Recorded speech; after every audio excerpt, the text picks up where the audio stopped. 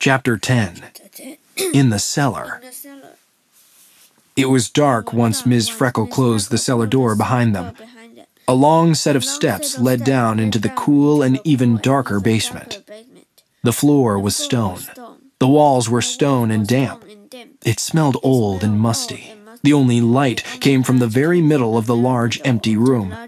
There, on a stone post, was a single glowing sphere. "What is it?" Hank whispered. Gus shook his head. He stayed way back, too. For some reason, he didn't think it was a good idea to get too near that thing. From above them, at the top of the steps, there came a click. "She locked us in," Hank said. He ran for the steps. A moment later, Gus could hear Hank struggling with the door handle and banging on the door. He pounded on the wood, but no one opened the door. "Let us out!" Hank shouted. "Come on! Help! We're locked in here!" Still, no one came. Gus watched Ms. Freckle. She was staring at the red light shining from the orb in the middle of the room.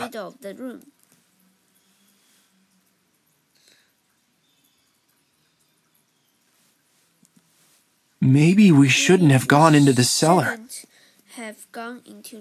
Gus said. "Maybe we should have tried to find an open window or something." But Ms. Freckle didn't seem to hear him. "This is the power," she said. Her smile grew. Her eyebrows arched. The light from the sphere made her face bright and pink. The light shined off her thick glasses. Gus gulped. Ms. Freckle was starting to make him nervous, and that sphere seemed pretty dangerous. Hank kept banging at the door. "Let's out!" he called. "Miss Freckle?" Gus said. "I don't think you should get too close to that thing. It doesn't seem safe at all."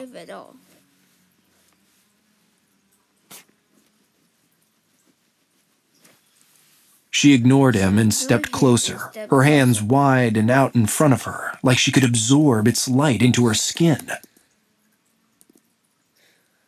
Her hands wide and out in front of her, like she could absorb its light into her skin. "After so long, you will be mine again," she said.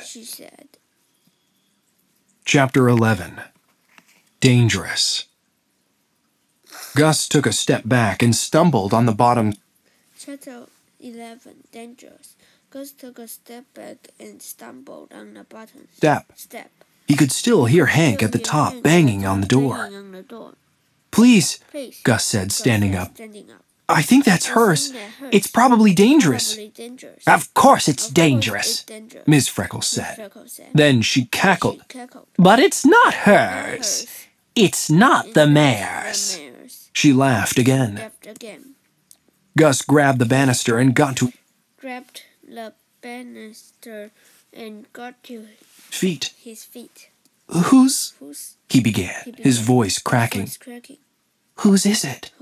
Ms. Freckle leapt at the sphere and clamped her hand on it. The air crackled with energy, and the red and pink glow filled the cellar. "What's going on down there?" Hank shouted. Gus couldn't even answer. He could only watch.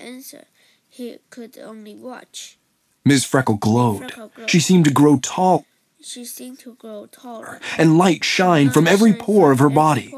Her eyes flashed and flared beams of red light.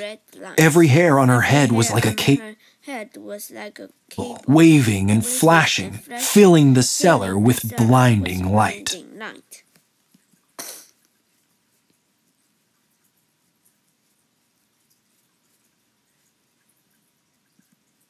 Chapter 12. Sacrifices.